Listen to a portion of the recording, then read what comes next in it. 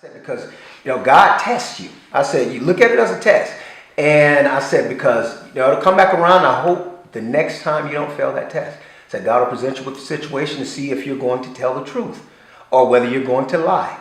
So be careful about that. And she said, well, I don't know why you keep bringing up God, because I don't understand that, because as though it's going to scare me or something, because I don't believe in God.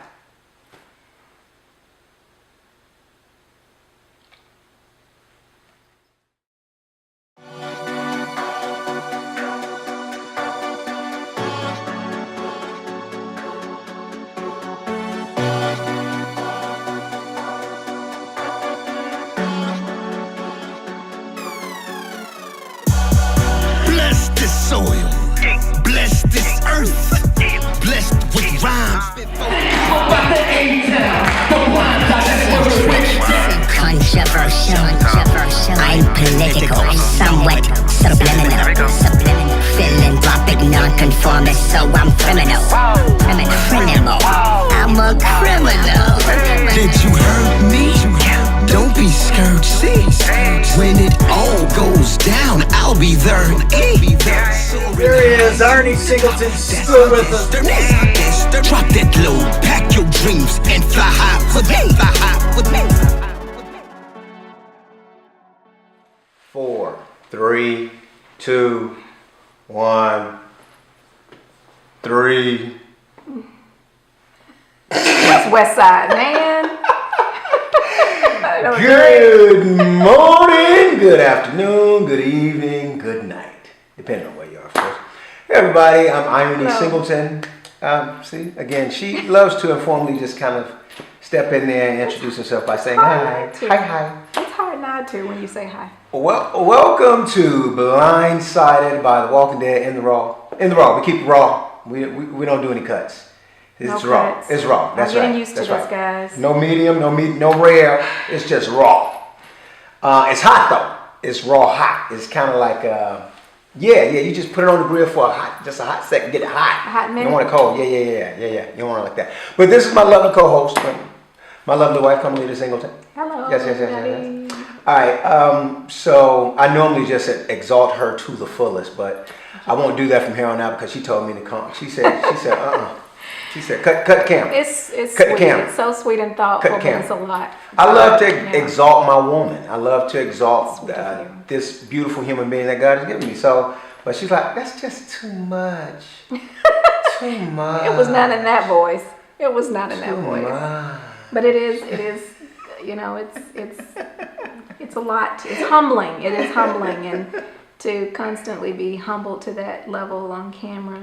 Figure you guys, you've heard it, and you already know. So, Yeah. and he's done his more than enough with exalting me, and I appreciate it. And Something, the cool thing is that she's not even that type. Like, she's such a plain Jane, if you will. She doesn't want for much. She doesn't act like she's just, man, like just a breath of fresh air, really, like real talk. So, but now I'm doing what she doesn't want me to do. So I'm gonna move on. She told me to keep it light today. She said, I did. whatsoever it is, it's got to be light and funky. All right, There's so a reason for that, though.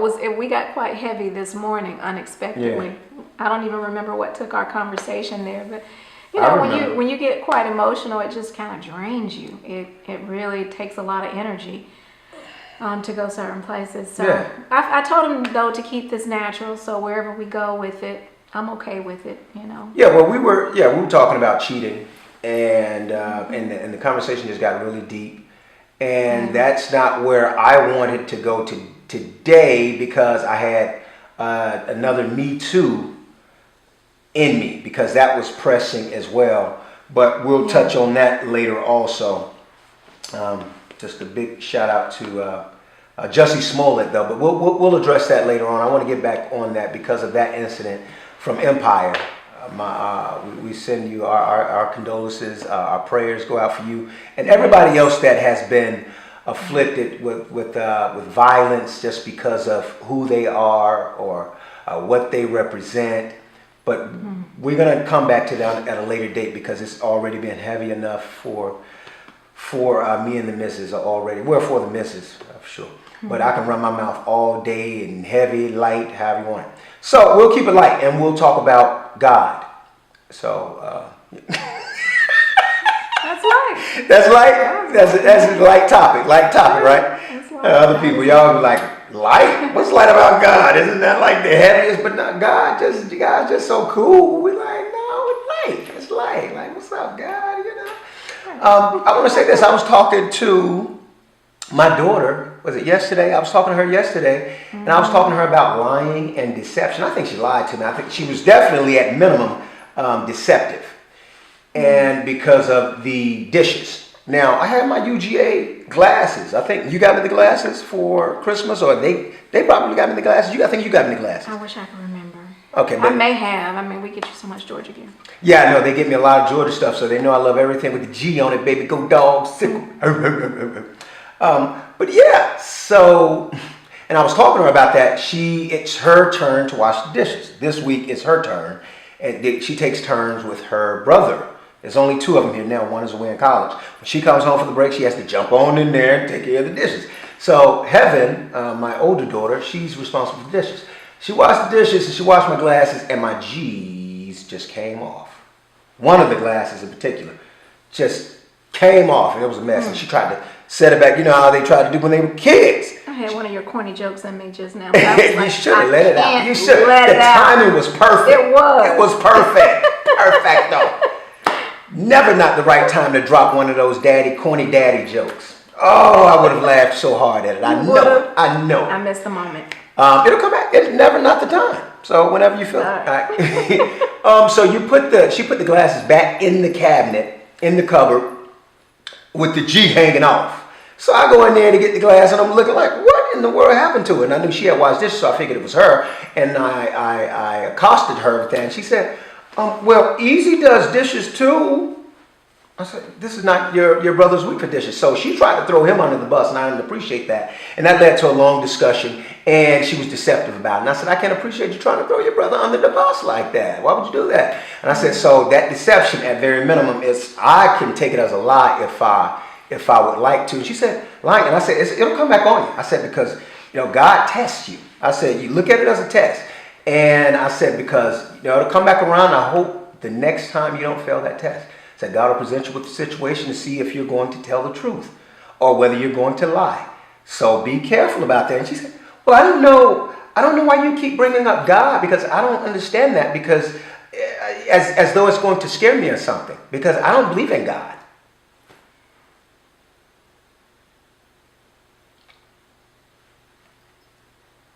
Dum dum dum. Our kids say things, and our thing has been to be open-minded about it. We have been. Right. Always exercised and practiced diplomacy in our home, and giving our kids an opportunity to have their own thoughts. Something Did you cut hear off? that? I heard something. You heard that? Okay. Good. It's not just Uno me this momento. time. And we're back. Pass that thing back to you. You got to keep it, baby girl. You got to keep it. It's on you.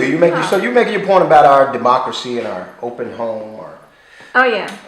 keeping everything open mind. Exactly. So we've always had a household where we allowed our kids to speak their minds respectfully, and within reason, and give them an opportunity to have their own thoughts and opinions about things, and of course have open dialogue, and letting them know that it's okay for us to agree to disagree. Sometimes we disagree on things, and we have to kind of leave our opinions to the side and move forward on one accord. But other times we have opinions about certain things that that may change the course of how we do things as a family. But as far as religion is concerned, of course, we've always been very spiritually grounded as a couple, and we've always introduce and infuse God into everything that we do, every aspect of our lives, in terms of, being thankful, giving thanks, talking about our experiences, our testimonies, helping the kids understand how God has influenced our lives, how he touches and how he guides and leads our lives. And so, you know, they've always known of God and they've always experienced him through us. But, you see, he's playing double dutch over here. I'm messing with her because I want to make her think that I'm about to say something so she can stop. And then That's hilarious. I got it now, though. I know how we're playing this. So I wanted to see how long she was going to go, how long she was going to do that. I say, it worked. It worked. It All right. did. So that's common relief because God is a light subject, but God can also be a heavy subject. So our open minds is the reason why Heaven felt like she was in the clear. She felt she was safe. You know, she felt at ease. She felt comfortable enough to say that she didn't believe in God. And I had to break it down to her. We had a conversation. Now, it goes back, my first experience with God, religion / spirituality. First clear recollection of it is when my uncle introduced me to prayer. My Uncle Larry, y'all bro, straight out of Kokomo. That's between us, y'all. That's between me and Larry, and she understands it, but we have nicknames that we give to each other. But my uncle taught me how to say the prayer. You know, the traditional prayer, my Father who art in heaven, thou will be thy name, thy kingdom come. And that was my introduction. I guess around I was 6 or 7 years old or something like that. And it stuck with me. And so from that moment on, God had just been revisiting me in my life. So whenever I got down, whenever I was dealing with going through some abuse or my mom would berate me or something like that. Hope my hand is not in your way, blocking. But I would go into the bathroom and I would talk to God, have a conversation with God. And that would give me the encouragement to continue moving forward. So as I got older, and then I was introduced to the church, and I would go to the church a lot when I went to my paternal grandmother's place, along with my paternal aunt's place, and they took me to church, and I got a lot of good spiritual food from there. Also, I got a lot of stuff that wasn't good, even realizing that the pastor was a cheater. And he had 3 children, and he was cheating with multiple women at one time, at the same time, and then eventually arrested for drug possession. I didn't know that. Yeah, I thought I told you about that. I thought we talked about that. I don't remember the drug possession thing. Yeah. Gosh. I went to the church. I went to church over on the Tabernacle Church in Atlanta, Georgia, on Boulevard. But anyway, so that had played a major role in affecting my perspective on spirituality / religion / God and / the church. That experience told me that for me, it wasn't necessary for me to have a church home in order to have a relationship with God. It told me that. And I'd like to, because my experience was somewhat similar, but not exactly the same. Of course, I was introduced to the church, not necessarily to God, but to the church through my great-grandmother.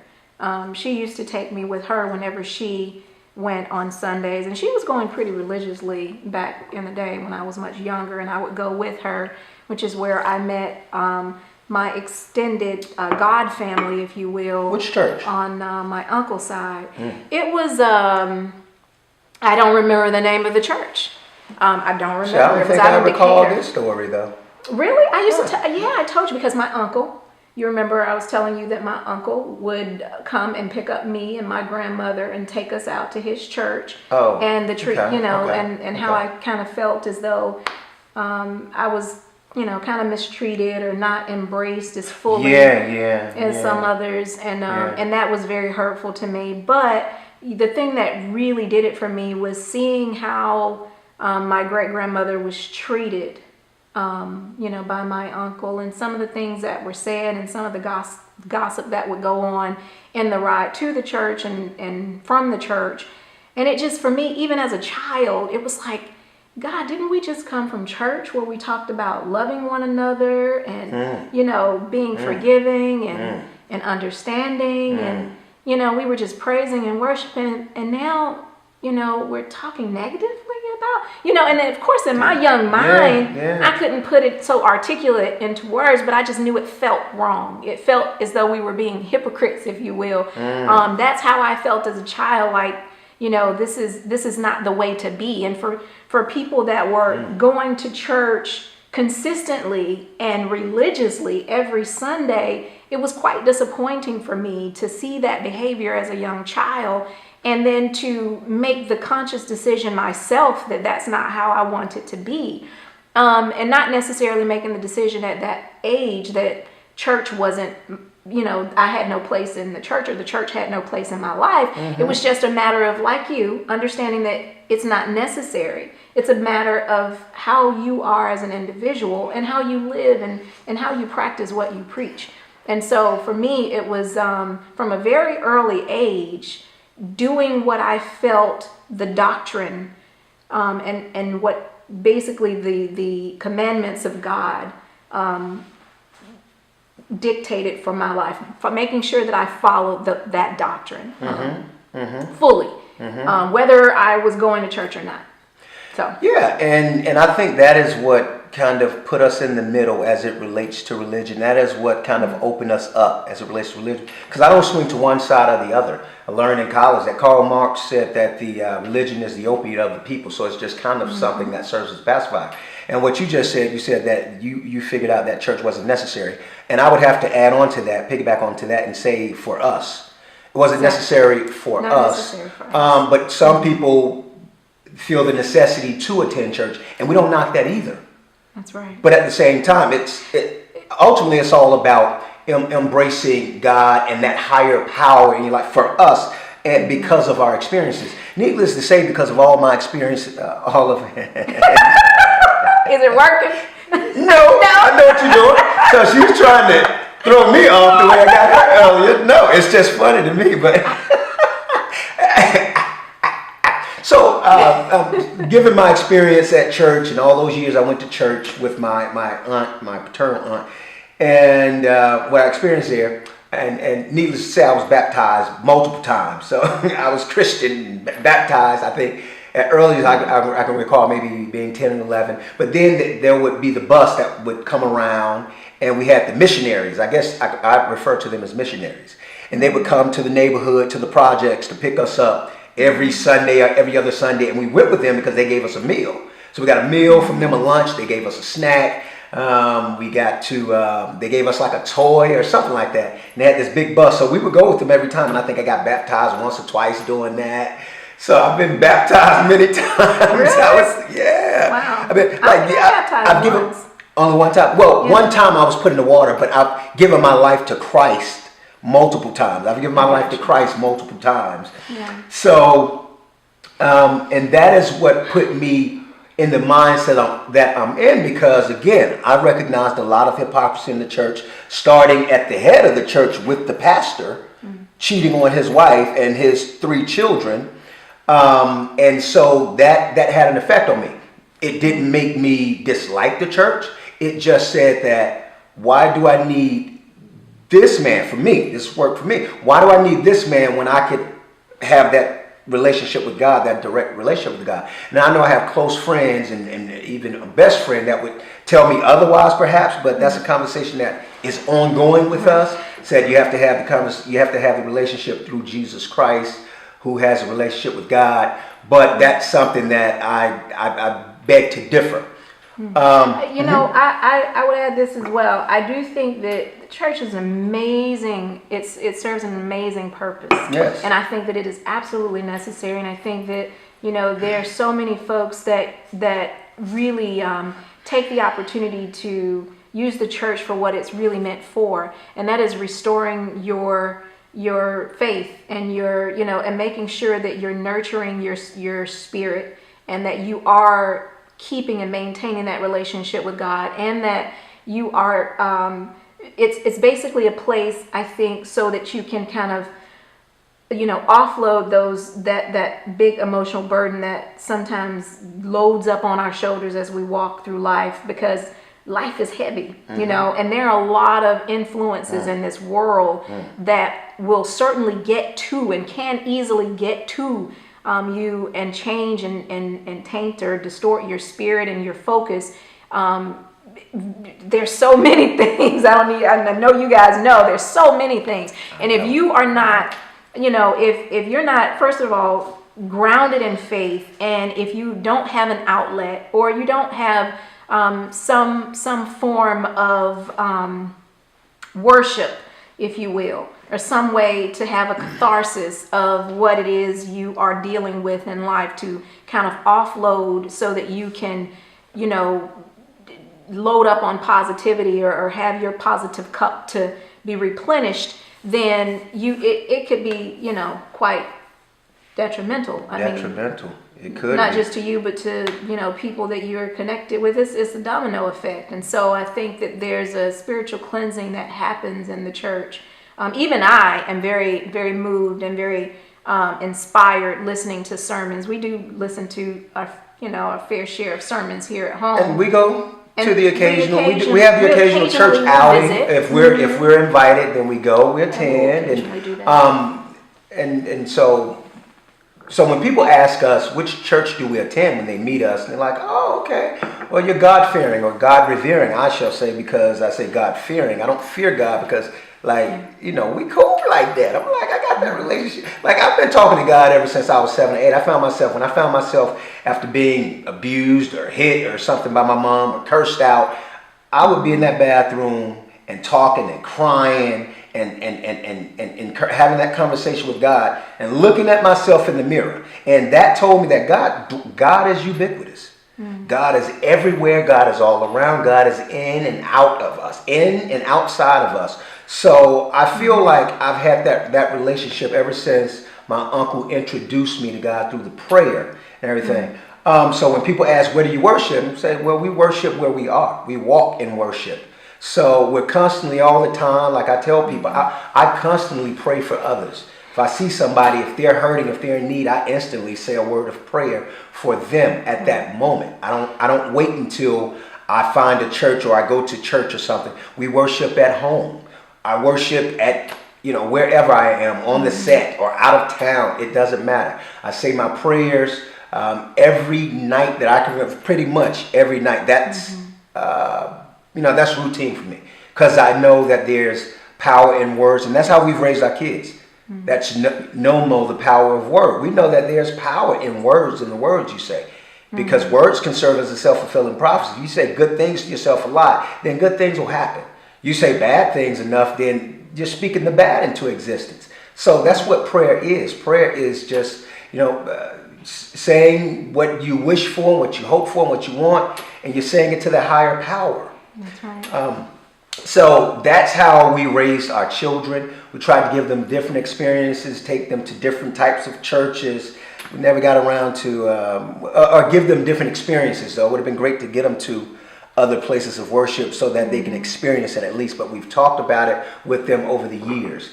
And I came to realize that label that we've placed on this higher power is God. And when I talked to my daughter, I said, well, do you believe in a higher power?